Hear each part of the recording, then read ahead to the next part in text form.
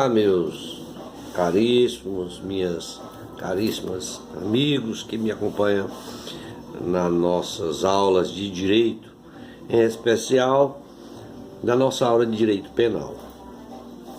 Na nossa 29ª aula, nós tratamos da parte especial do Código Penal, no seu capítulo 8º, que veio a tratar da receptação, previsto no artigo 180 ao 183 do Código Penal.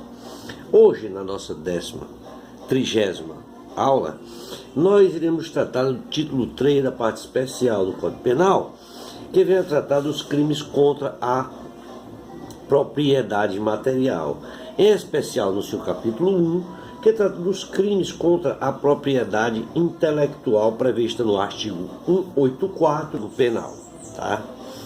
Bom, antes de iniciarmos, gostaria de pedir a todos que fizessem sua inscrição no nosso canal e nos ajudem com as críticas, comentários, para que eu possa melhorar o conteúdo das aulas. Também, deixe o seu like lá, certo? Diga se gostou ou não da aula, tá? Bom, o capítulo dos crimes contra a propriedade intelectual, previsto no artigo 184 a 186 do Código Penal, ele trata da violação de direito autoral, tá? Vejamos o que diz os artigos. Violar, o artigo 184, violar direitos de autor e os que lhes são conexos. Este artigo, ele foi incorporado ao Código Penal, certo? Por força da Lei 10.685 de 2003. E que a pena por violar direitos de autor e que lhes são conexos tem uma pena de detenção de 3 meses a 1 ano ou multa. No seu parágrafo 1º, ele diz: se a violação consistir em reprodução total ou parcial, com intuito de lucro direto ou indireto, por qualquer meio ou processo, de obra intelectual, interpretação, execução ou fonograma, sem autorização expressa do autor, do artista, intérprete ou executante, do produtor, conforme o caso, ou de quem os represente. Esse parágrafo, o primeiro, ele tem uma pena de reclusão de 2 a 4 anos e multa, tá? No seu parágrafo 2º diz: na mesma pena do parágrafo 1º, incorre quem, com o intuito de lucro, direto ou indireto, distribuir, vende, expõe à venda, aluga, introduz no país, adquire, oculta, tem em depósito, original ou cópia de obra intelectual ou fonograma reproduzido com violação do direito do autor, do direito do artista, intérprete ou executante, do direito do produtor ou do direito do produtor de fonograma, sem a expressa autorização dos titulares dos direitos ou de quem os represente. No seu parágrafo 3º diz: se a violação consistir no oferecimento ao público mediante cabo, fibra ótica, satélite, ondas ou qualquer outro sistema que permita ao usuário realizar a seleção da obra ou produção para recebê-la em um tempo e lugar previamente determinado por quem formula a demanda, com o intuito de lucro, direito direto ou indireto, sem autorização expressa, conforme o caso, do autor, do artista, intérprete ou executante, do produtor de fonograma ou de quem os represente. Esse parágrafo tem uma pena de reclusão de 2 a 4 anos e multa. Parágrafo 4º.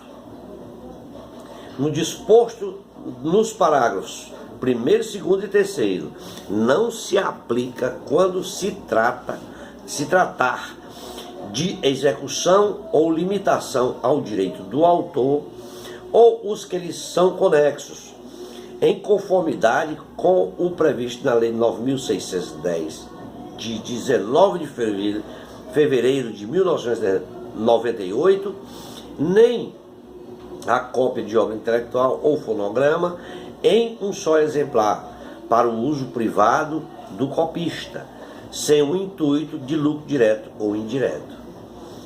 Certo? Quando fala-se da usurpação de nome ou pseudônimos alheios, está previsto no artigo 185. Este artigo ele foi revogado pela Lei 10.695 de 2003. O artigo 186, ele diz que procede-se mediante, ou seja, a ação procede-se mediante 1. Queixa nos crimes previstos no caput do artigo 184. 2. Ação penal pública incondicionada nos crimes previstos nos parágrafos 1, 2 e 3 do artigo 1 e 2, aliás, 1 e 2 do artigo 184. 3. Ação penal pública incondicionada nos crimes cometidos em desfavor de entidade de direito público, autarquias, empresas públicas, sociedade de economia mista ou fundação instituída pelo poder público. Seu parágrafo 4º. A ação penal pública incondicionada à representação dos crimes previstos no parágrafo 3º do artigo 184. Bom, não há que se possa negar que a proteção aos direitos autorais ele tem uma grande relevância em nosso ordenamento jurídico, tá? Haja visto que a Constituição Federal de 88, ele versa sobre isto no seu título dos direitos e garantias fundamentais, no seu artigo 5º, especialmente no parágrafo 27 e o 9º. Senão, vejamos, artigo 5º da Constituição Federal, no seu inciso 9º,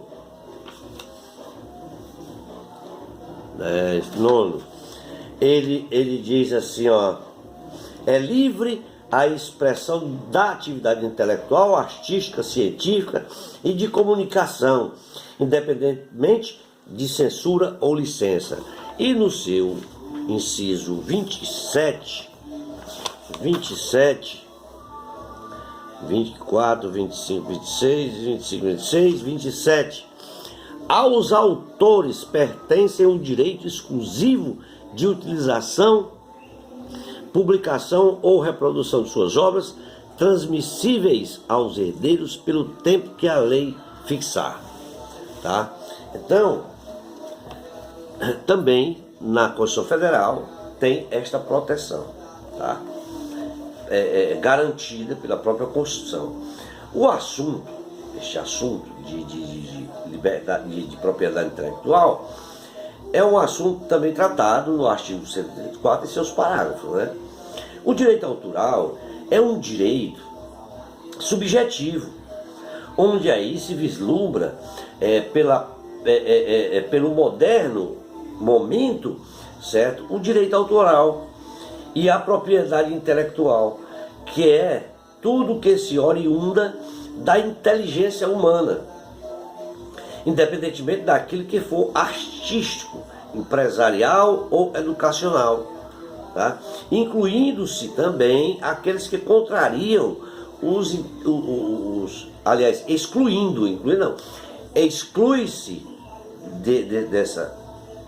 desse assunto, tá? Aqueles que contrariam os interesses da própria coletividade, tá? Se conceitua como direito de propriedade intelectual, como sendo os direitos em que o criador de uma obra literária, ele detém pela primeira vez, certo? Previsto no Código Penal, através da Lei 10.695 de 2003, tá? Ele detém a propriedade intelectual e também, não esqueçamos, daqueles que são conexos a elas. Ou seja, os direitos conexos são os direitos de que o autor, que são aqueles direitos dos artistas, dos intérpretes ou executantes de obra literária ou artística, dos produtores fonográficos e das empresas de radiodifusão, tá? Não podemos esquecer que também a norma penal em branco, tá? Já visto que o próprio Código Civil, ele conceitua o que é direito autoral por meio da Lei 9.610 de 98, que é a Lei dos Direitos Autorais, e que objetiva, neste caso, a proteção do direito do autor, tá? O núcleo do tipo é violar, ou seja, é de infringir, transgredir, divulgar, certo? Tudo isso abusivamente, tá? A violação do direito autoral, ele dá-se pela publicação ou reprodução abusiva, de modo que não há que se falar em violação dos direitos autorais do autor quando ocorre a reprodução em periódicos, em revistas, em citações de revistas, jornais, citações de jornais ou até de livros, e que tenha eles o objetivo de estudo também nas demais hipóteses previstas no artigo 46 ao 48 da Lei dos Direitos Autorais, que é a Lei 9.610 de 98. Esse crime ele é qualificado pelo meio e o modo de execução, nos termos previstos no parágrafo 1º do artigo 184 do Código Penal. E se a violação ele consistir em reprodução total ou parcial, com intuito de lucro, direto ou indireto, pois qualquer meios ou processo de obra intelectual, interpretação, execução ou fonograma, certo? Sem a autorização expressa do autor, do artista, do intérprete, certo? Do produtor, conforme seja o caso, né? Ou de quem os represente. Esta redação ela foi dada pela lei, volto a repetir, 10.685 de 2003, e que tem pena de reclusão de 2 a 4 anos e multa. Para que se configure esta hipótese, a hipótese deste parágrafo, é necessário que se torne, conforme expresso aí, é que o sujeito ele pratique a conduta descrita com os fins comerciais, com o fim de comércio, de modo que se a reprodução ela se realizar e o agente não tenha o intuito de lucro, esse fato ele se torna atípico. Ele é um fato atípico, se não houver o intuito do lucro.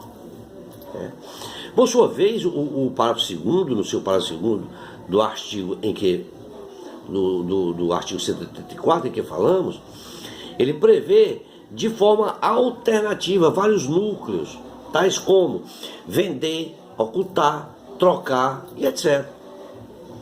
E também exige que o elemento subjetivo seja o dolo específico, que se traduz no intuito de lucro, sem o qual a finalidade da conduta será atípica.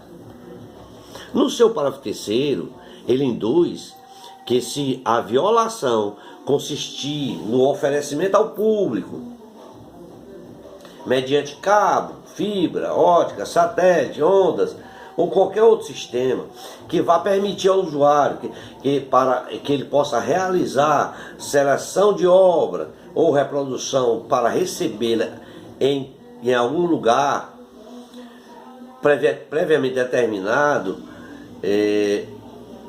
conforme o caso, que seja de um autor, de um artista, de um intérprete ou executante, de um produtor de fonograma ou de quem os represente, tá? E este parágrafo ele tem uma pena de reclusão de 2 a 4 anos e multa, tá? Como se pode perceber, o objetivo do legislador neste caso é em face das grandes mudanças tecnológicas que o mundo moderno vem sofrendo.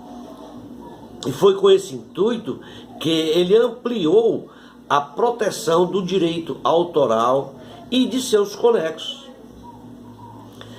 É este intuito que tem, esse intuito que o legislador colocou, é contra a crescente violação que existe, certo, nesse tipo de serviço, de acordo com, da mesma forma como está previsto nos parágrafos anteriores que acabamos de falar. E que, para que essa configuração, não podemos esquecer, certo, de que para que se configure este delito, é de se exigir o intuito lucrativo do agente.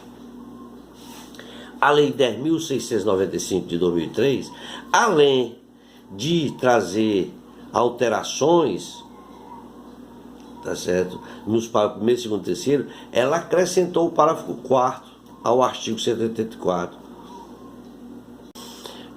que assim dispõe. O parágrafo 4º diz: o disposto nos parágrafos 1º, 2º e 3º não se aplica quando se tratar de exceção ou limitação ao direito de autor ou os que lhes são conexos, em conformidade com o previsto na Lei 9.610, que é a Lei dos Direitos Autorais, de fevereiro de 98, nem a cópia de obra intelectual ou fonográfica em que, em um só exemplar, para o uso privado do copista e sem o intuito de lucro direto ou indireto. Nestes casos, o sujeito ativo, por se tratar de um crime comum, a violação do direito autoral, ele pode ser praticado por qualquer pessoa, sendo possível a coautoria e a participação, certo? Como, por exemplo, um editor do livro plagiado, certo? Ou aquele editor que plagia o livro, tá?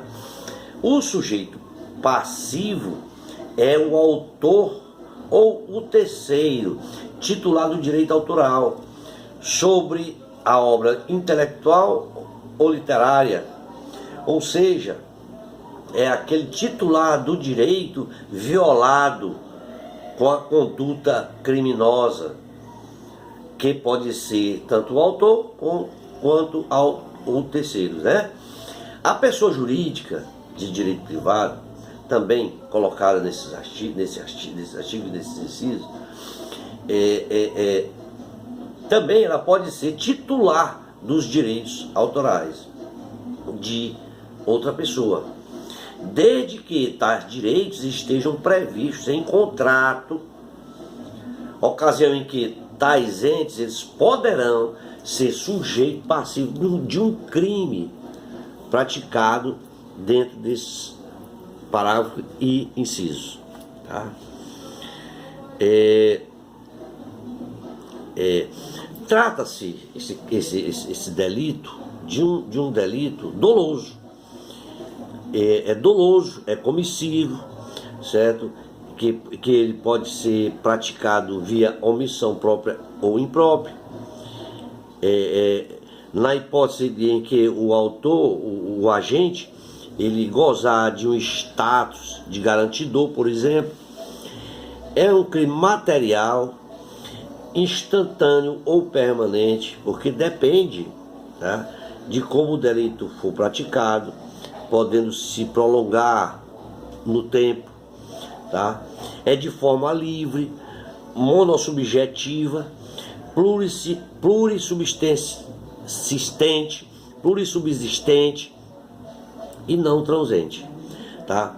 A sua consumação, ela varia conforme a modalidade em que a conduta é praticada, certo? No caso da tentativa, ela é possível em qualquer uma das hipóteses, pois trata-se de um crime plurissubsistente, tá?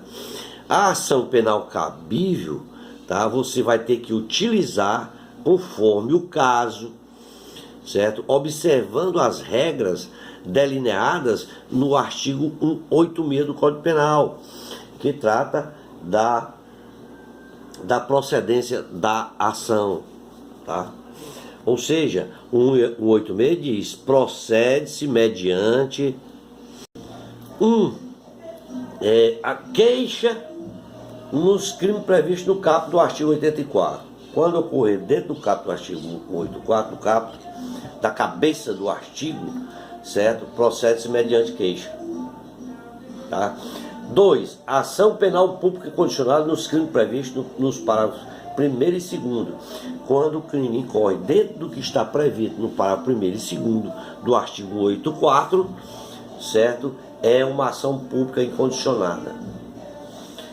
O terceiro, a ação penal pública incondicionada, também ação penal pública incondicionada, nos crimes cometidos em desfavor de entidades de direito público, autarquias, empresas públicas, sociedade de economia mista ou fundação instituída pelo poder público.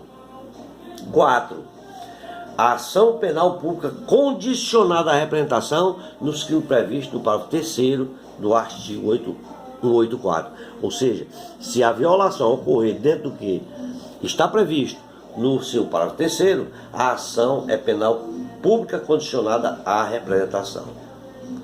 Para concluirmos, nós dizemos que esse tipo de crime de propriedade intelectual, certo, é um tipo de crime que traz em tela a reprodução, utilização de obra intelectual que está condicionada, salvo as suas exceções legais, à autorização de seus autores, pois não sendo assim, ou do contrário, estará o agente incorrendo nas penas impostas, previstas no artigo 184 e seus incisos, tá?